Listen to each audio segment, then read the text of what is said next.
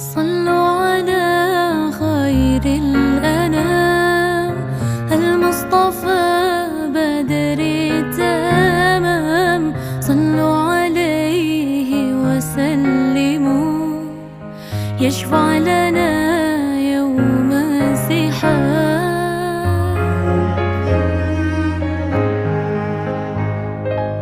يا نفس طيبي باللقاء يا عين قري أعينا هذا جمال المصطفى أنواره لاحت لنا يا نفس طيبي باللقاء يا عين قري أعينا هذا جمال المصطفى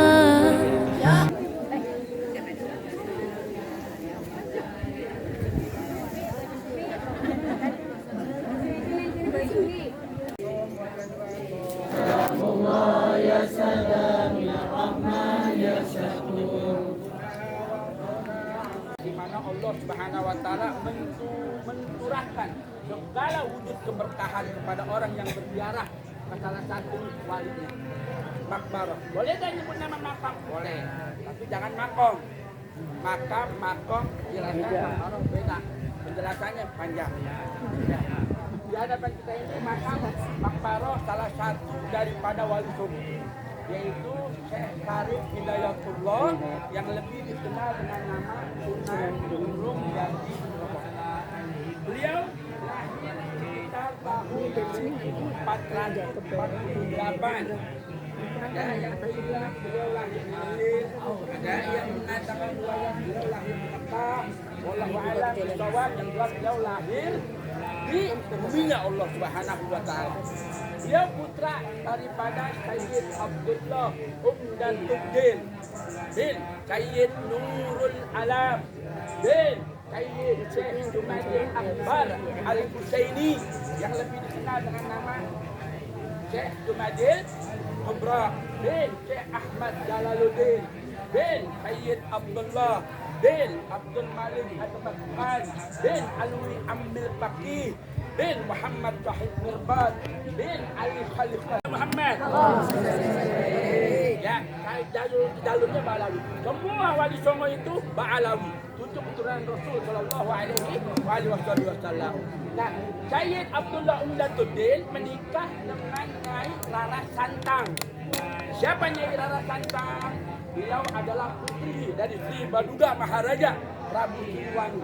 Punya dua saudara. Yang pertama Pangeran Cakrabuana atau Wala Sungsang, paman dari beliau, yang pertama kali menjadi Bupati Cirebon. Nah, kedua yaitu Raden Kian Santang Alwi, yang di filmnya diperankan oleh Sayyid Alwi. Sedap. Gantengan dia apa saya?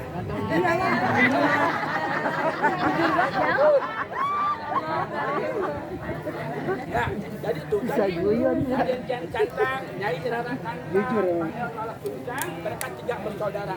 Jadi Pangeran Kian Santang merupakan paman daripada Sunan Gunung Jati Cirebon. Nyai Rara Santang dinikahkan oleh ayah beliau, Sayyid Abdullah Umdatuddin. Akhirnya berubah namanya menjadi Saripah Mudaib. Ada makamnya di dalam. Ya. Setelah itu beliau berdakwah di wilayah Cirebon di sini. Nah, ketika beliau berdakwah, suatu ketika beliau melewati daerah Cirebon, tapi daerahnya di depan tuh, di Gunung Sumbing itu. Suatu ketika beliau melihat ada, yaitu orang-orang yang sedang meminta hujan dari keadaan kemarau. Wah, minta hujan, kami sesembahkan satu orang yang menjadi tumbal. Ada apa ini, kata Sunan Gunung Jati? Kami ingin mempersembahkan tumbal. Oh, nggak begini caranya. Kau siapa? Jangan-jangan kau adalah seorang dewa yang diutus oleh Tuhan. Wah, masih menyembah. Jadi dulu sebelum Sunan Gunung Cirebon, ada orang-orang yang kalau melihat pohon, Bu, kalau melihat ini pohon, ada orang menyembah. Jangan praktekin, ya, air pump mati, jadi praktekin, satu meter di jalan, kok, muncrat kagak, tangan bengkak, ya kan, jangan ikutin, kebetok keluar air. Ketika keluar air itu kalau airnya mereka pada berbuka. Beliau berdua berkelana lagi. Tiba-tiba ada perempuan perutnya melendung, kejar-kejar di suaminya. Akhirnya ketemu dengan Sunan Gunung Jati. Sunan, Foto tadi kirim ke aku deh. kenapa? Ya tadi dulu lagi ini. Kamu siapa suami saya? Suaminya bilang, Sunan. Ini apa? Lihat tuh. Jendol nggak pakai kelapa. Perut jendol nggak punya bapak. Perutnya jendol. Ini bukan hasil dari saya. Kamu bukti, akhirnya buktinya itu perempuan ditidurin sama Sunan Jati. Bu, Ya. di rombongan saya ada namanya Bu Yuni Cesar. Saya pikir Cesar udah belah perut tuh. Ya, dulu Bu, zaman dulu belum ada istilah Cesar. Sunan Gunung Jati mempraktekkan dengan tangannya. Itu perut wanita dibedah, dibuka ke perut, dia bedah. Lihat, ini laki, lihat. Isinya apa? Kalau isinya bayi berarti istrimu selingkuh. Bahkan kalau ada, isinya apa? Roan semua. Roan belum mereka. Istrimu orang jujur, orang baik itu aromah daripada. Akhirnya dia wafat sekitar tahun 1568. Penutup suatu ketika Habib Alwi bin Muhammad bin Assalamualaikum warahmatullahi wabarakatuh. Saya bilang Fatihah. Juga masalahkan rajin Bismillahirrahmanirrahim. Alhamdulillah.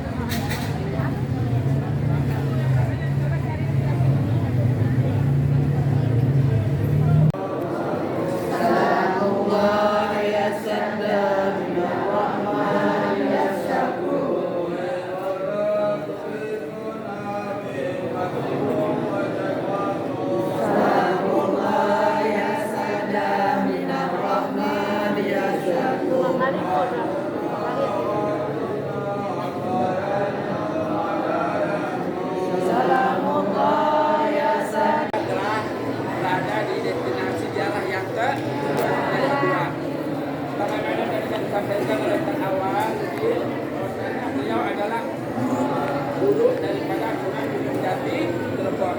Beliau lahir di Semenanjung Malaka sekitar tahun 1400. Yang belajar langsung dengan beliau itu adalah paman daripada Sunan Gunung Jati Cirebon. Ketika beliau dua orang ini bermimpi kepada Rasulullah SAW supaya belajar kepada Syekh Jatuh Kamil. Namanya siapa? Yaitu Raden Palang Sungsang dan Nyai Larasana Kian Santang berguru kepada beliau. Termasuk ibu daripada Sunan Gunung Jati berguru kepada beliau. Nah, kalau beliau hubungannya dengan Sunan Gunung Jati, beliau punya adik. Suatu ketika beliau Sunan Gunung Jati sedang berrihlah ke Baghdad, Irak, bertemu dengan Syekh Bayanullah. Syekh Bayanullah itu siapa? Adik daripada Syekh Jatuh Kamil. Semua yang ada di sini, beliau adalah yang pertama kali berdakwah di daerah Cirebon ini. Nah, beliau ketemunya di Abdul Malik. Nah, kalau Sunan Gunung Jati Cirebon itu ketemunya di Syekh Abdullah bin Jatuddin bin Syekh Ali Nurul Alam bin Syekh Jamaluddin Hussein bin Ahmad Jalalsa bin Abdullah bin Abdul Malik. Abdul Malik punya anak Abdullah, lahirnya Sunan Gunung Jati Cirebon. Abdul Malik punya anak Abdul Qadir. Abdul Qadir punya anak Syekh Jatuh Isa. Syekh Jatuh Isa punya anak Syekh Jatuh Ahmad. Syekh Jatuh Ahmad punya anak beliau. Jadi anaknya juga yaitu pada Rasulullah Shallallahu Alaihi Wasallam. Karena karomahnya beliau, sehingga di sekitaran sini itu ada penjelasan 9 wali. Penjelasan 9 wali yang ada di sini. Juga ada Mendarat tugas bersama Sunan Kalijaga. Konon kata Sunan Kalijaga itu wafatnya di sini. Wafatnya di sini di Cirebon dan dimakamkan di Kadilangu Demak. Sehingga beliau ada penjelasannya berupa air sumur karomah beliau. Nah, ini sejak salah satu karomah beliau, setiap orang yang dipandang oleh beliau dan bisa hafal setengah daripada Al-Quran. Lalu ada Muhammad, pandangan wali. Orang wali tidak cuma dengan kata-kata, tidak cuma akhlak, tapi dengan pandangan najahnya mampu membuat orang mendapatkan hidayah Allah Subhanahu wa taala. Mudah-mudahan kita dapat keberkahan. Saya nggak usah banyak-banyak, tapi masih ada waktu.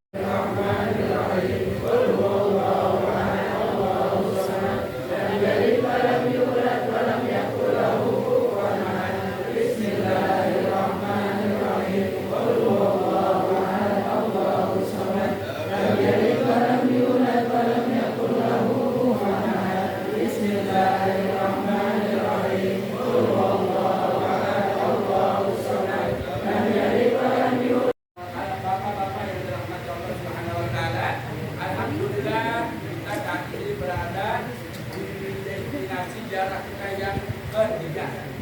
Di hadapan kita ini seorang ulama besar, seorang waliullah yang memiliki kedudukan yang amat sangat besar di mata Allah Subhanahu wa taala.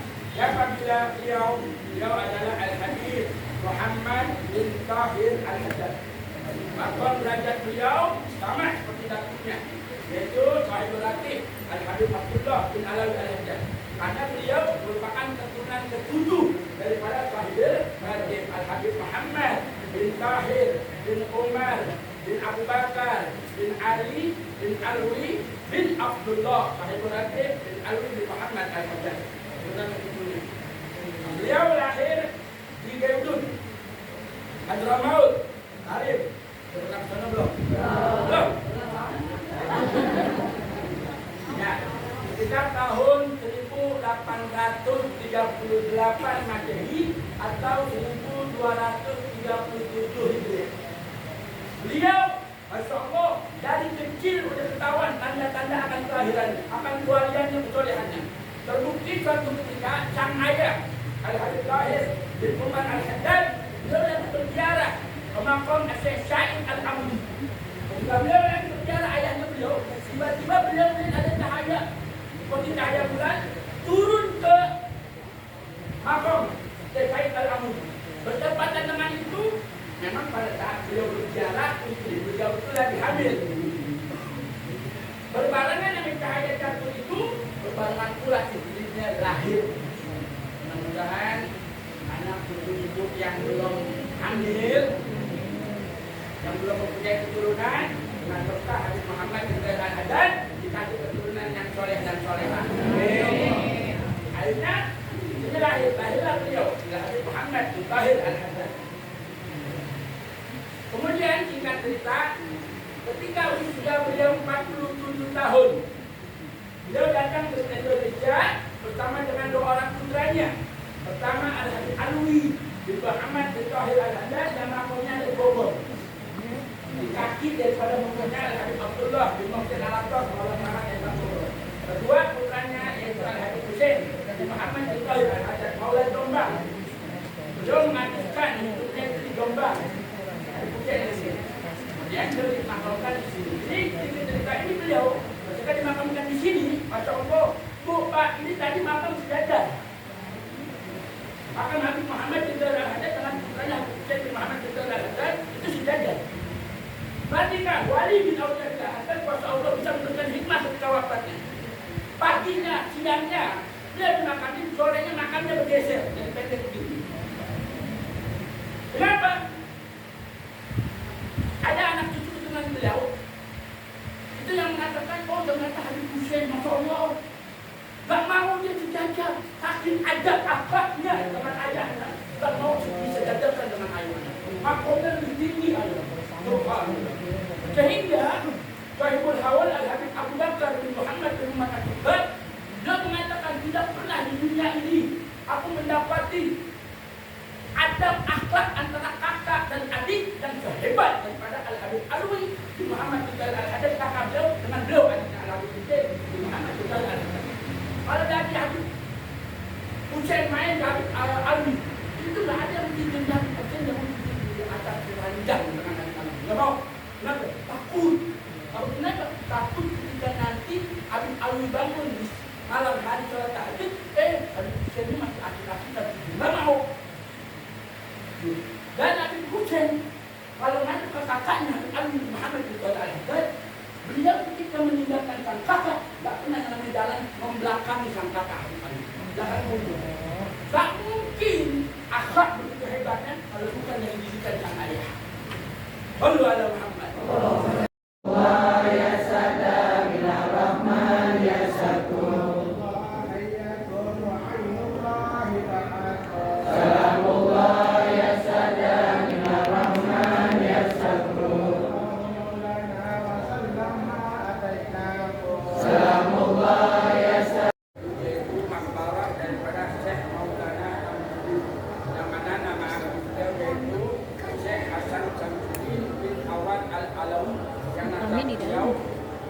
Sampai pada Rasul Sallallahu Alaihi Wasallam melalui jalur Syekh Mahmud Baitur Al-Jailani. Beliau lahir di Baghdad kita tahun 1100. Suatu ketika beliau usia 10 tahun, beliau merantau ke Indonesia ini untuk belajar kepada yaitu Syekh Maulana Maghribi yang ada di Tuban. Ada di Tuban. Walaupun agak sedikit dari sejarah daripada sejarah ini tak ketemu rancu. Kenapa? Kalau beliau yang Maulana Samsudin lahir sekitar tahun 1700 dan dibilang belajar kepada Syekh Maulana Maghribi di tahun itu rancu. Kenapa? Syekh Maulana Maghribi hidup di tahun 1400-an.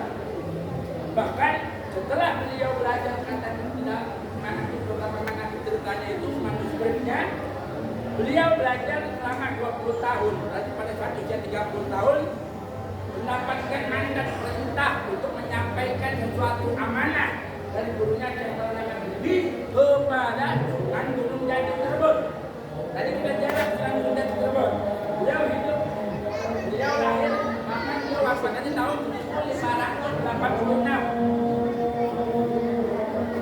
Ya, tak ketemu kan? Undukan orang. Undunin na kono.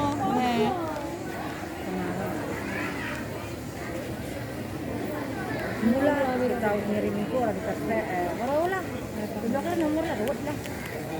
Jadi lagi pemalang lah pertama.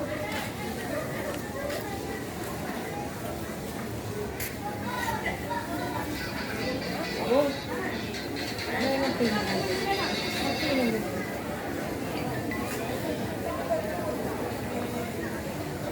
Assalam. Mana suaranya?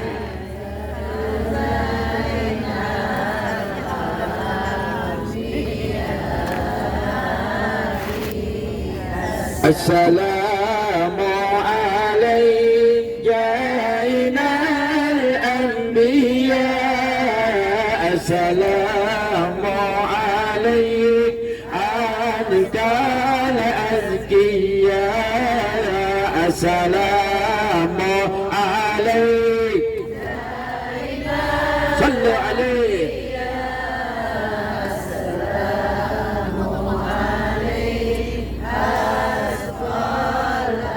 السلام عليك أحمد يا حبيبي.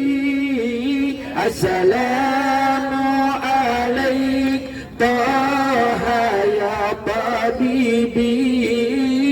السلام عليك أحمد يا حبيبي.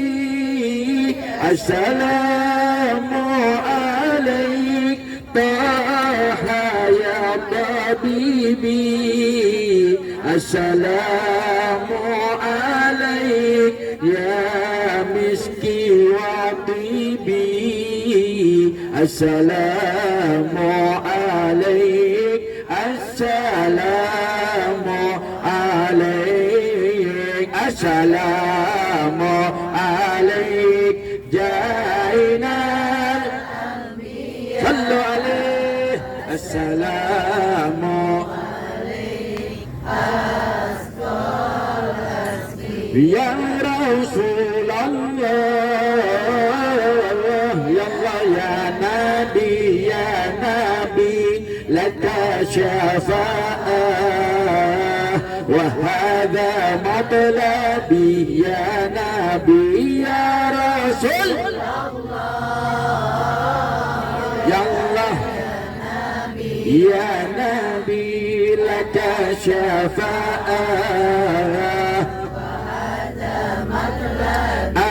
أنت المرتجى يا مجيد نعمته عليك ويهديك صراطا مستقيما وينصرك الله نصرا عزيزا لقد جاءكم رسول من أنفسكم عزيز عليه ما عنتم حريص عليكم بالمؤمنين رؤوف رحيم فإن تولوا فقل حسبي الله لا إله إلا هو لا إله إلا هو عليه توكلت وهو رب العرش العظيم إن الله وملائكته يصلون على النبي يا أيها الذين آمنوا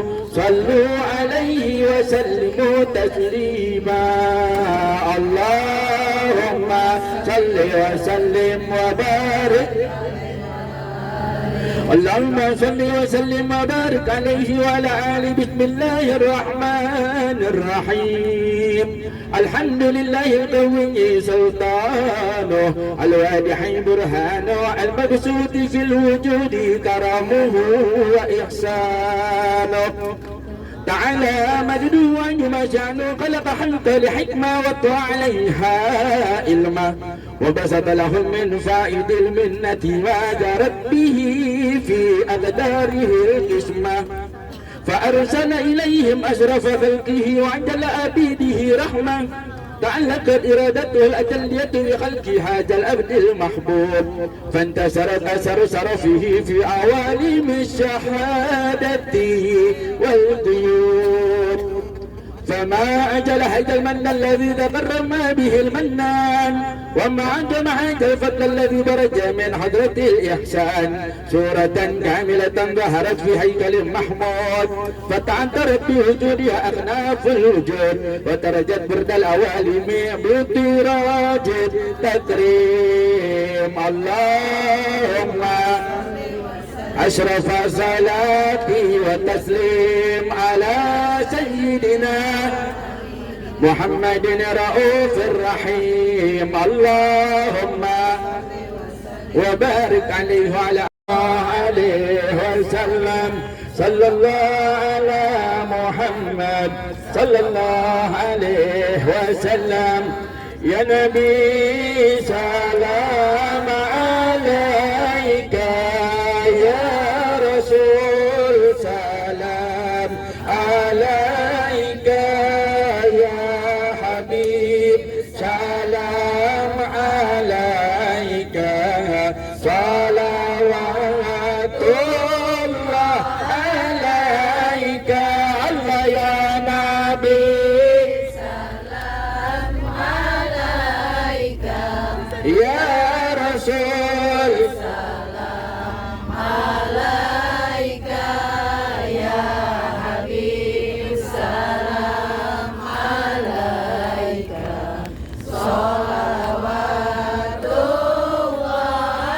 أشرق الكون باتحاجا بوجود المصطفى أحمد ولأهل الكون أنس وسرور قد تجدد الله يا نبي سلام عليك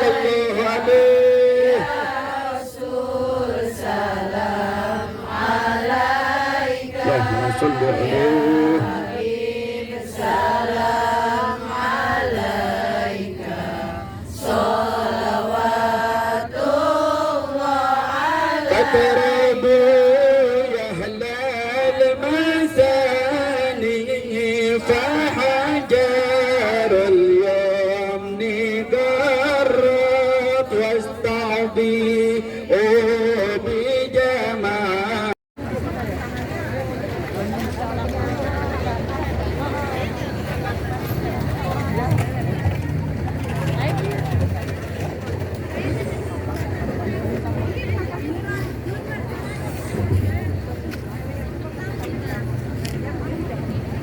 Hehehe